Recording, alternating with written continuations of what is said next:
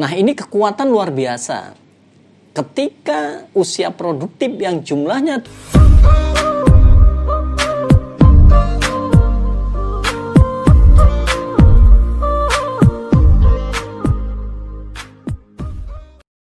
Assalamualaikum sahabat yang berbahagia dan sukses selalu.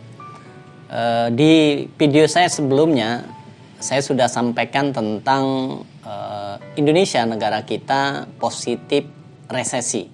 Itu berdasarkan laporan yang disampaikan oleh Menteri Keuangan Ibu Sri Mulyani. Nah, sekarang pertanyaannya adalah, apa sih potensi yang dimiliki oleh negara kita? Ini penting kalau kita tahu, sehingga kita bisa mencari cara, mencari pola, mencari peluang atas potensi kekuatan yang kita miliki. Paling tidak ada 3, sahabat, potensi yang dimiliki oleh negara kita tercinta. Yang pertama adalah bonus demografi. Apa sih bonus demografi?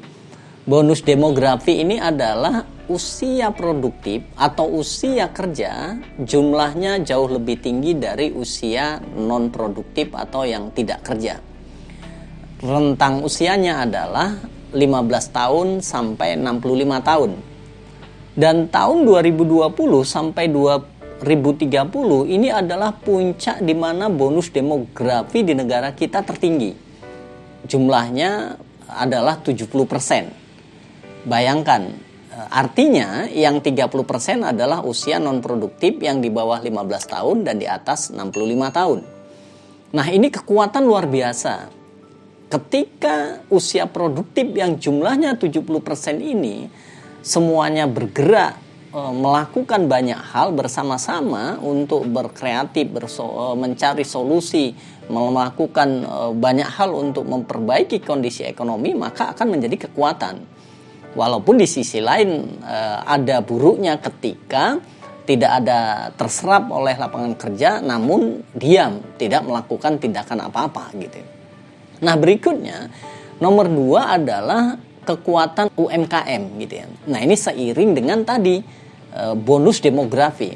Karena usia produktif di negara kita cukup besar, hingga 70%, maka di sisi lain ini seiring dan bagus dengan data yang ditunjukkan Kementerian UMKM, bahwa di negara kita ternyata dari jumlah pelaku usaha 99,99% adalah UMKM. Artinya hanya 0,01% yang bukan UMKM. Nah, ketika usia produktif ini otomatis pasti rata-rata adalah ada di UMKM, pelaku usaha kecil dan menengah. Dan kondisi begini justru paling kuat itu, paling bisa bertahan adalah industri kecil. Betapa kita melihat begitu banyak pelaku usaha besar yang sudah mulai turun gunung, ngambil pasar yang paling kecil gitu ya. Kita lihat ada Pizza Hut sudah turun ke jalan-jalan menawarkan harga untuk UMKM gitu ya. Kita juga lihat Starbucks membawa dagangannya untuk ke target market di UMKM gitu. Kenapa? Karena ketika dalam kondisi resesi ini justru yang bertahan UMKM. Nah, oleh karena itu banyaknya UMKM di negara kita ini menjadi kekuatan tersendiri yang tidak dimiliki oleh negara lain. Yang terakhir, yang ketiga, para sahabat, adalah tentang kayanya sumber daya alam di negara kita. Coba kita amati, hutan kita 3 besar dunia. Artinya kekayaan hutan kita di Indonesia ini adalah urutan ketiga di dunia. Dan kita lihat kekayaannya luar biasa di hutan ini. Dan masih banyak saudara-saudara kita di Indonesia ini yang tinggal di perdesaan, tinggal di dekat perhutanan dan lain sebagainya, sehingga bisa memanfaatkan kekayaan hutan ini. Begitu juga kekayaan laut gitu. Laut kita penuh dengan ikan, kekayaan ikan begitu banyak, sehingga bisa melakukan industri kecil dengan mengolah hasil ikan, mengolah hasil laut menjadi sebuah industri, home industry untuk diolah menjadi aktivitas usaha UMKM gitu. Begitu juga lain-lainnya. Poinnya adalah saat ini ketika resesi begitu banyak kita lihat para usia produktif tadi begitu kreatif.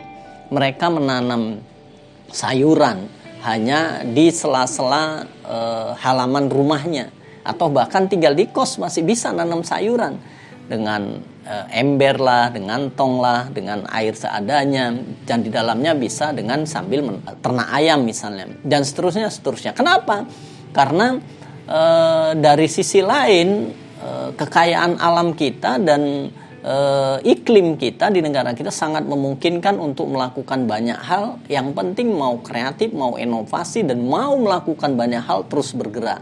Maka 3 hal ini menjadi kekuatan kita, solusi kita untuk menghadapi resesi. Semoga bermanfaat. Wassalamualaikum, semangat pagi.